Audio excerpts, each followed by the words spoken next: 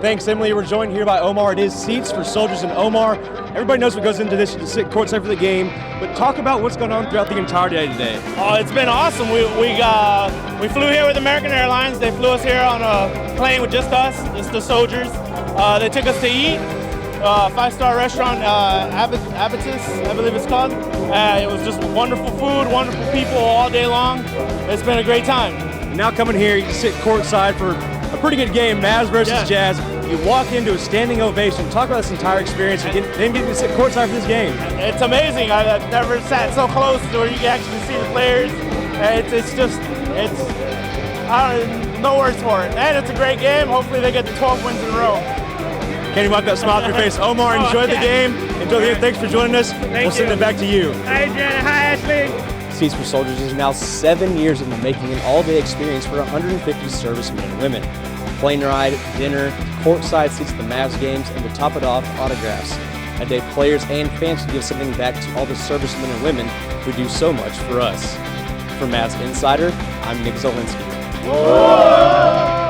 The real question is, what exactly makes a rivalry? The Thunder didn't become the Thunder till 3 years ago when they moved to Oklahoma City, and these two teams aren't even in the same division. So what exactly is it that has intensified this matchup so soon? While the Stars did offer their fans a glimpse into the World Series both Thursday and Saturday, Metroplex fans had a choice to make over the weekend. For the first time ever, the Rangers, Stars, Mavericks, and Cowboys all played in the DFW area. While the players play in front of fans every single night, open practice gives the fans a chance to see what goes on behind the scenes. And while they're at it when practice is over, a chance to skate on the Stars' home ice. The day starts for these 150 soldiers with a chartered plane ride from Brooke Army Medical Center in San Antonio to DFW, where we find them decked out in Mavs gear and arriving to a warm reception.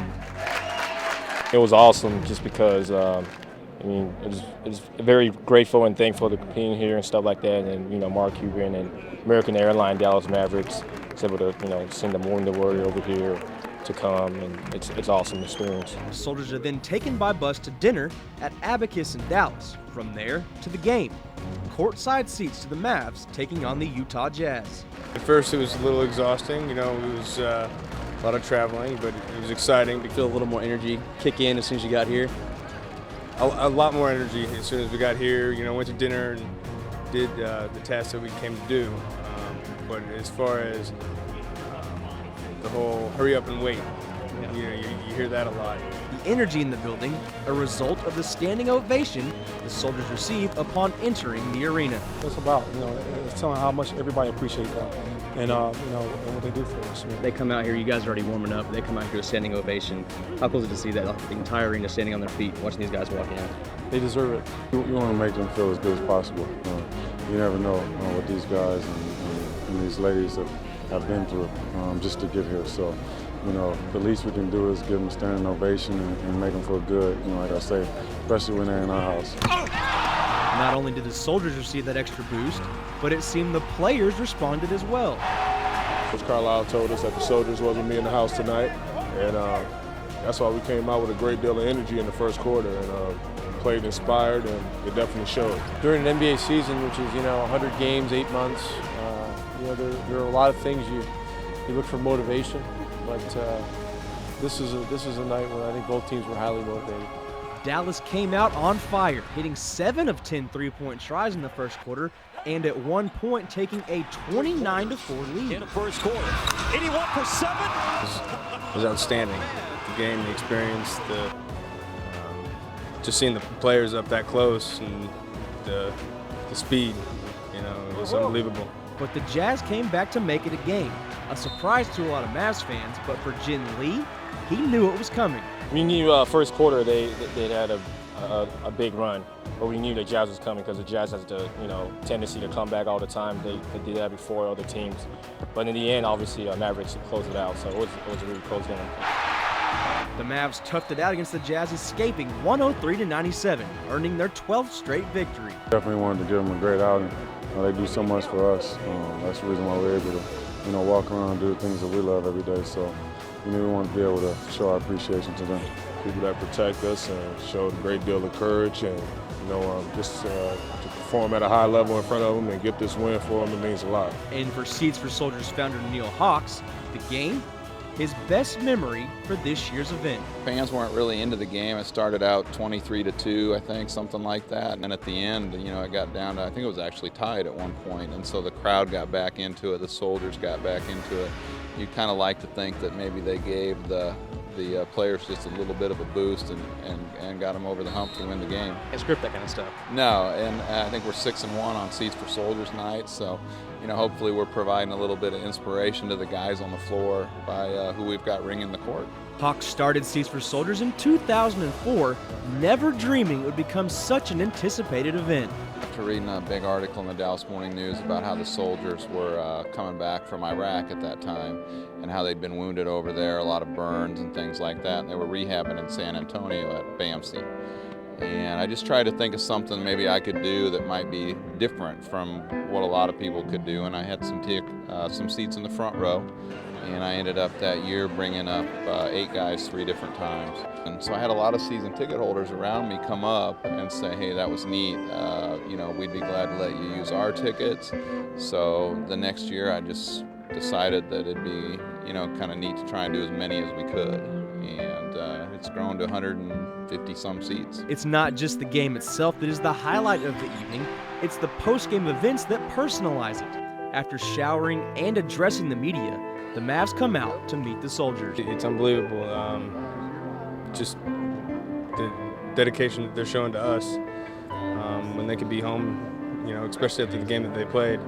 Here we are, it's past 11 o'clock at night, and we've still got a bunch of the players out here signing stuff, taking pictures, and most of the Mavs guys go around to every single person that's out here and take pictures, sign things, and it takes them over an hour. Extra special being that it's this close to Christmas too, to have these guys come here. Holiday season, man, and yeah, definitely. It's all, we just keep giving them gifts, they keep giving us gifts, that's how it is. It means a lot to them, and there's no group of people that's more appreciative. But so are we. So we're very happy that they could be here, and it's humbling to be a small part of this. Seeds for Soldiers is now 7 years in the making, an all-day experience for 150 servicemen and women. Plane ride, dinner, courtside seats at the Mavs games, and to top it off, autographs. A day players and fans can give something back to all the servicemen and women who do so much for us. For Mavs Insider, I'm Nick Zelinski. Nowitzki goes right at Bowen, and the foul! That image ingrained in the minds of Mavs and Spurs fans alike as the key turning point in these teams' history. The 2006 playoffs marked the first time Dallas beat San Antonio in the playoffs in 3 tries since 2002, and set up a rivalry that today has become one of the NBA's best. The celebration is on in Dallas. Your name is not the San Antonio Spurs. I don't think there's a rivalry there. So, that's just the way we look at it. Listening to the Jet, most every player and coach would agree. But just 3 years ago, the artist known as the Seattle Supersonics headed south, landing in Oklahoma City. The real question is, what exactly makes a rivalry? The Thunder didn't become the Thunder till 3 years ago when they moved to Oklahoma City, and these two teams aren't even in the same division. So what exactly is it that has intensified this matchup so soon? Location, it does make sense, but right now they are, they've been places where we want to go, and until it becomes a rivalry, we have to be able to get to those places. And I was in Spain with Serge Ibaka, and he made it a point to me that they're our rivals. And I said, well, you guys ain't really beat us too many times. And he's like, no, we look at y'all as a rival, and we're going to try to beat y'all every time we play you. Since moving to Oklahoma City, the Jet is right. Dallas 6-4 against the Thunder, and even though Ibaka's claim may be one-sided, Terry showed more emotion back on December 27th in Oklahoma City, a 10-point Dallas victory, as he went back and forth, taunting a fan sitting courtside. I had a guy heckling me since I checked in the game. I don't know, but it was all in fun of the sport. I shook his hand during the game, and he told me, he said, man, I'm one of your biggest fans, but not tonight. I'm an Oklahoma fan. And so that kind of got me going and routed me up, and we got out of there with the victory. While the fans and maybe a few players will try to make this more of a rivalry than it actually is, don't tell that to the two coaches. Two good teams, and we've had very competitive games. So, you know, I don't know about the rivalry, whatever. I don't know who's saying that, but we respect how good they are. They're young, they're up and coming, they get better all the time. It doesn't become a rivalry until you have playoff, you know, victories and playoff losses, and it's multiple years. Thunder forward Kevin Durant will admit as much, saying being so close to Dallas, it makes this matchup similar to rivalries past. It kind of reminds me of how, you know, when I was in Seattle and Portland was right down the road from us. And, you know, we were both young teams, we were rivals, and you know, it was kind of a showdown every time we played. So that's how we kind of developing that here with the Mavs. It's been fun every time we played them. This may not be a full-blown Mavs-Spurs showdown yet, but the fact of the matter is these two cities are just 207 miles apart, and Dallas's average margin of victory in the series is only 6.5 points. All it needs now, a historic playoff battle. From Mavs Insider, I'm Nick Zelinski. 10 games into the 2010-2011 season, the Dallas Stars have turned quite a few heads, especially after their 4-0 start.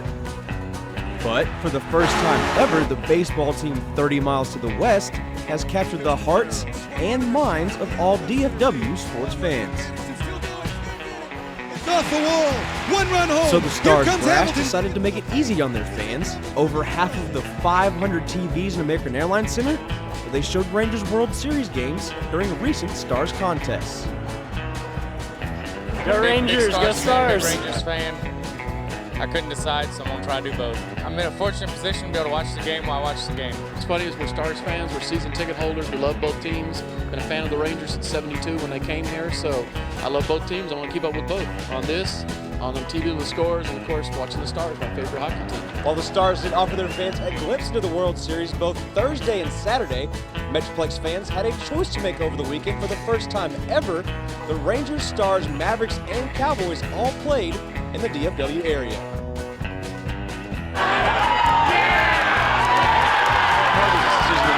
Get away from the TV, from the Rangers, come up here to see the Stars play. It was pretty tough. But leaving town tomorrow, not going to be able to watch games 3 and 4. So got it recorded at home, got it on here at the suite. So I think I'm good to go. Is it a hard decision to come here and watch the game, Rangers game? Yes, it was. I got it. As much as I love the Stars, it's a weeknight. The Rangers are in the World Series. It's very exciting to see that. I've waited a long time, as well as a lot of my family. And the best part about it is I still can support and do both. With the added emphasis on the Rangers, the crowd at the Stars game took on a unique look, with the Rangers receiving some unusual support. I'm rooting for the Rangers, but it's all about hockey and Kings. And if the chance comes, the Stars hope the Rangers will return the favor come NHL playoff time in the spring. The Rangers are going to the World Stars Series! Insider, I'm Nick Zelinski.